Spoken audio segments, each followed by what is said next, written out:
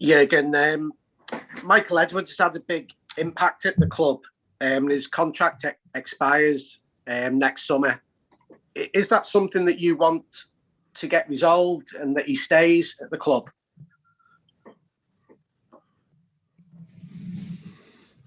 What kind of story is that now?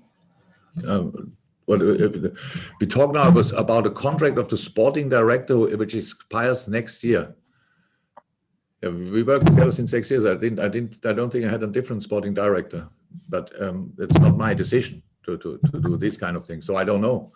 You have to ask about these kind of things other people. But open contracts we usually don't discuss, right? So we'll not start that with now sporting director. That's really interesting. I never spoke before about the contract of a sporting director.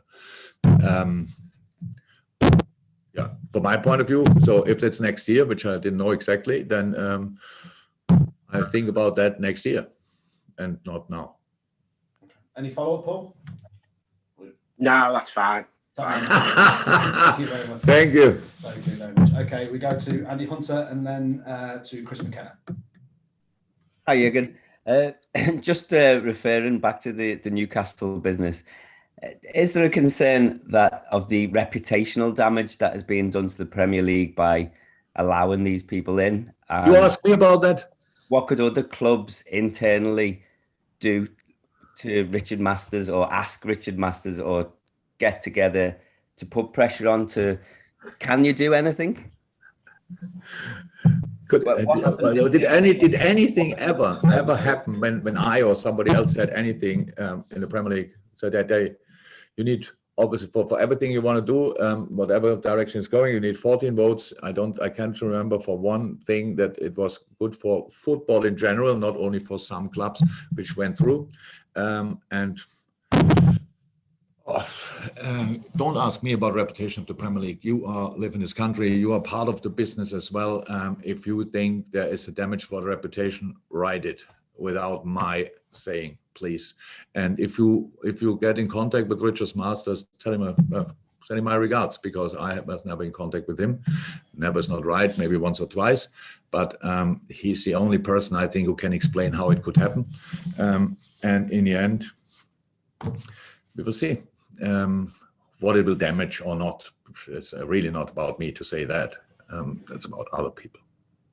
Okay.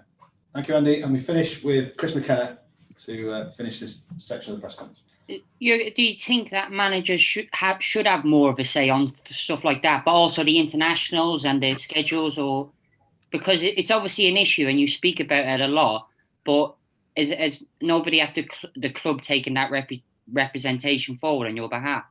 We've been talking now about different stuff. So if you ask, this is a question if we should have more saying if on a potential takeover. No, I think it's more as well on, say, because the internationals and the TV dates.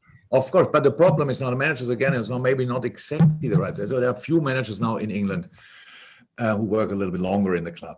I think when you are longer in the club, Pep mentioned the 5 subs again at least for the cup competition, or for the Carabao Cup at least. So because it's right, because it would be right to do. But we are the only country who will change only 3 times. Whatever we say, you all accept it. Nobody's worried about it. You just take it. That's how it is. So now we cannot pick the subjects where we want to have a say in. But in the sports part, we are not at all involved. But when you come in a new club, when you come in a club and they are only, let's say Watford, how can they think about more general problems in football than saving their own life in the hot seat there? That's difficult. It's just difficult. So you need to, that's not the managers. There are few managers out there, they have an opinion, they mention it, but nothing changed. So the FIFA came here, showed me the World Cup every 2 years. I said what I had to say to them, that I don't like it. The UEFA came here, showed me the new Champions League thing. I didn't like it, told them, nothing changed. When the UEFA didn't ask anybody for Nations League games, in the summer, obviously, I'm not 100% sure, but I read it only, that England will have four Nations League games because we don't have a tournament this summer. So the players have no holiday again and play a World Cup in November. So we all know it, we are in it, but nobody speaks about it. You make now maybe one little article about it with my saying, but the pressure on these people needs to come from somewhere else. They are not interested in my opinion, but it's not, my opinion is not based on my interest.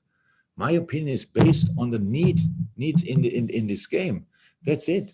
And we will get through that. How we always get through that. It's you have more problems, lesser problems, but you get through it. It's in the long term, not short, but in the long term, we have to change it because you cannot do it. And this is the situation now is already difficult to deal for the players. Huh? So, but when they all get their ideas through, with more Champions League games and more often a World Cup, then the next thing will be more often a European competition cup as well. So that's it, because nobody steps aside.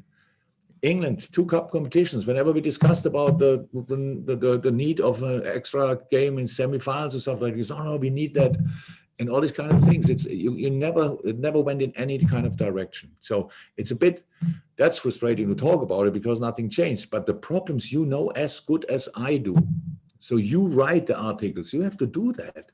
Then you have to fight as well if you are interested. If you don't care, then don't ask me, because I don't have to talk to people that don't care. So it's just for information about my opinion is clear since years. You know that already, that I'm not fine with some things, but I'm still here, still love what I do, still to fight with circumstances, against the circumstances, for the club, all these kind of things. That's how it is. That's all fine. Is it right?